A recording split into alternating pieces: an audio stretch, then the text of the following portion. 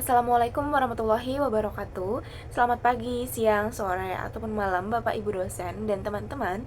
Nama saya Kila Aura Rafelia Mantiza dari Prodi Pendidikan Masyarakat tahun 2025 dengan NIM 11166250079. Pada kesempatan kali ini saya akan memaparkan hasil pengamatan saya mengenai sustainability living di Rawaputat, yaitu daerah sekitar rumah saya.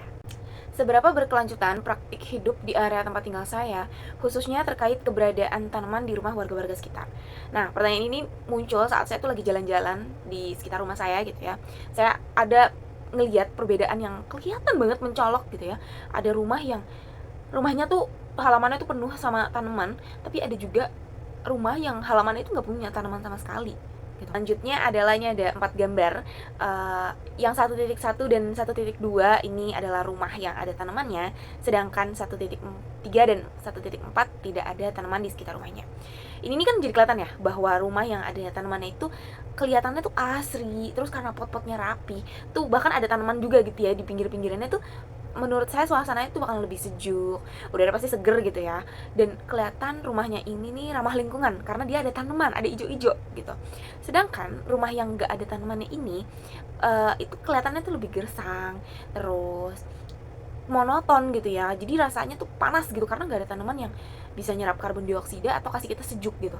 Jadi matanya tuh juga kayak gitu karena sumpek gitu ya, karena gak ada ijo-ijo dari tanaman. Perbedaan keduanya ini jelas banget ya, kelihatan banget kalau rumah yang ada tanamannya tuh kasih nuansa yang hidup, sedangkan rumah yang gak ada tanamannya ini kasih kesan yang kering, panas. Oke, selanjutnya adalah hubungan temuan lapangan dengan konsep. Yang pertama adalah sustainability dan ekoliterasi.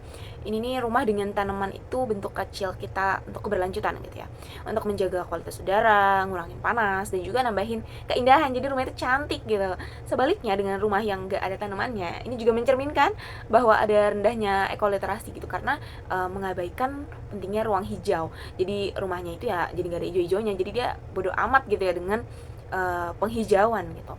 Selanjutnya yang kedua adalah peran pendidikan sepanjang hayat dalam kesadaran dan aksi kolektif.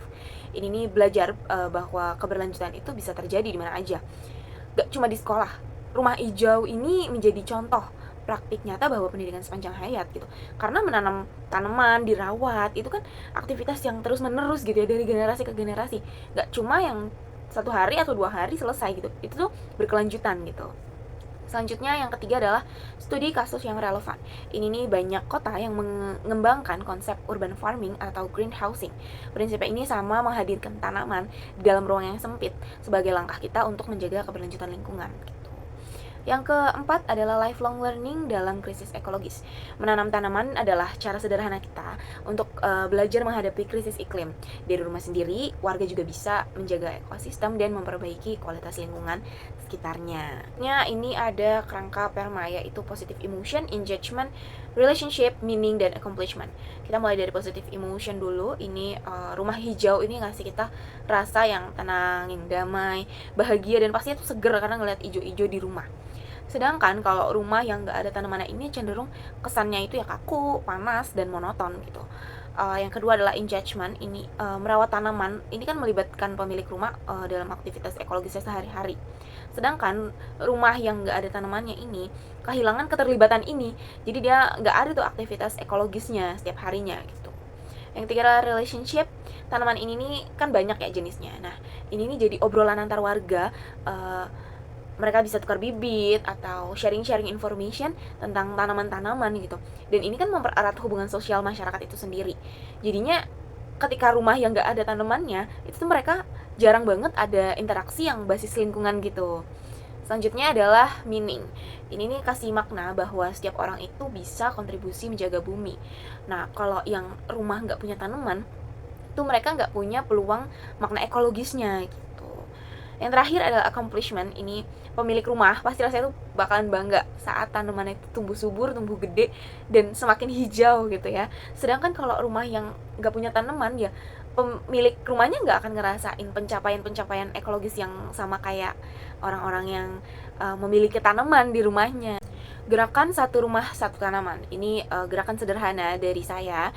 Untuk setiap rumah ini dianjurkan memiliki minimal 1 tanaman hijau, boleh bunga, boleh sayur, tanaman obat. Ini nih nanti kalau semua rumahnya ini ikut serta dalam gerakan ini, lingkungan sekitarnya itu pasti akan berubah jadi lebih asri, lebih sejuk, dan berkelanjutan. Ada penemuan mengejutkan menurut saya, yaitu dengan adanya keberadaan ataupun ketiadaan tanaman, ini nih suasana rumah itu bakalan bisa sangat beda. Kalau rumah yang ada tanaman itu bakalan kerasa hidup, sejuk, dan menenangkan ya, refreshing gitu. Sedangkan rumah yang nggak ada tanamannya ini bakalan kerasanya tuh panas, gersang, dan juga monoton gitu dengan tidak adanya tanaman. Melalui dari proses foto voice ini, saya juga belajar bahwa keberlanjutan itu nggak selalu dimulai dari hal-hal yang besar. Satu langkah kecil dari kayak nanam tanaman di rumah atau memiliki tanaman di rumah itu tuh bisa memberikan dampak positif baik untuk kesehatan lingkungan maupun kesejahteraan psikologis dari penghuni rumah. Setelah melakukan pengamatan ini, saya juga yakin bahwa menciptakan rumah hijau adalah bagian penting dari sustainability living.